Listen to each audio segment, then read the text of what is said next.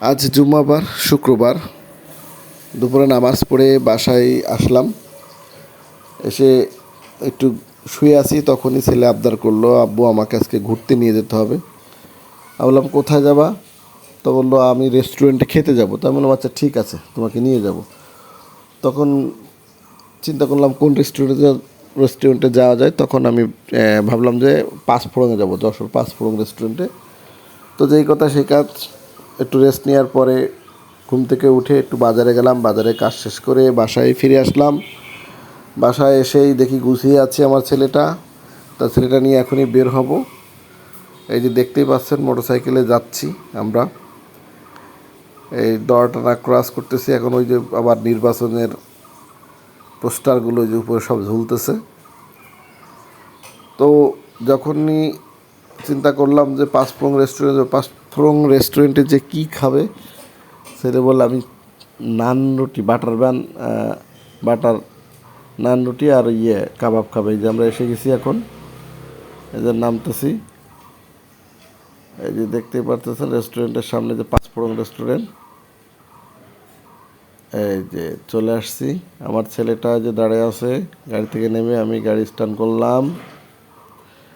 এখন রেস্টুরেন্টে প্রবেশ করব। হ্যাঁ, যে হাত মুখ ধুয়ে ফ্রেশ হয়ে বসে আছি খাবারের জন্য।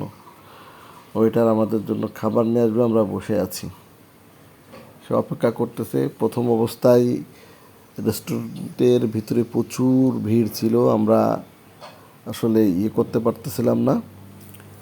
ততক্ষণে জায়গাও পাচ্ছিলাম না, অনেকক্ষণ দাঁড়িয়েও ছিলাম। এখন বুঝতেই পারতেছেন কী পরিমাণ ভিড়। এখন আমি প্রথমে যখন দেখলাম রিজার্ভ, বললাম ভাই একটু তাড়াতাড়ি দেন, বসা যাবে? যাবে। এই যে আমাদের খাবার চলে আসছে, দেখতে পাচ্ছেন। হ্যাঁ, এখনও বাটার নান আসে নাই, রুটি যেটা বলে আর কি। এই যে দেখছেন আমাদের খাবারগুলা দিয়ে গেছে। হ্যাঁ, এই যে রুটিও দিয়ে গেছে এইমাত্র। এখন আমরা খাওয়া শুরু করতেছি। যে লালটু পাগল, ও আমাকে খুব ভালোবাসে। আমি কোনো শুক্রবার যদি কোথাও যাই, তাও আমার সাথে যাবেই, শুধু একটু বলার দরকার। ঠিক আছে, আমি আমারটা খেয়ে শেষ করে ফেলছি। এখন ছেলেরে খাওয়াই দিচ্ছি। ও হাড় আছে তো চাপের ভিতরে, ওই চাপটা ভিতরে বেশ কিছু হাড়টা আছে, ওইগুলো বেছে বেছে মাংসটা বের করে ওরে খাওয়াচ্ছি। ও নিজে নিজে খাচ্ছে, আমি খাওয়াচ্ছি। যাই হোক, দিনটা ছিল খুব ভালো, মজার, খুব সুন্দর একটা দিন কাটিয়েছি। খাওয়া দাওয়া প্রায় শেষের পথে। তো মোটামুটি চিন্তা করলাম যে বাচ্চাদের নিয়ে একটু ঘোরা প্রয়োজন। আমি আশা করি আপনারা আপনার বাচ্চাদের নিয়ে এভাবে ঘুরবেন। এতে করে বাচ্চাদের মন মাইন্ড দুইটাই ভালো থাকবে, তারা পড়াশোনায় মনোযোগী হবে। তা আমি মনে করি আসলে যার যেমন সামর্থ্য আছে সেই সামর্থ্য অনুযায়ী ঘুরতে হবে। এখন খাওয়া দাওয়া শেষ, এই যে ফ্রেশ হচ্ছে আমার ছেলে, নিজে নিজেই মুখ ধুচ্ছে।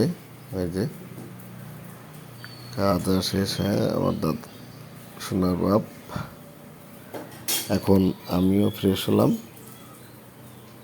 তো এখনই রওনা দেব। সবাই ভালো থাকবেন আর আমাদেরকে দোয়া করবেন, আমরা যেন এভাবে ভালো থাকতে পারি। আল্লাহ হাফেজ।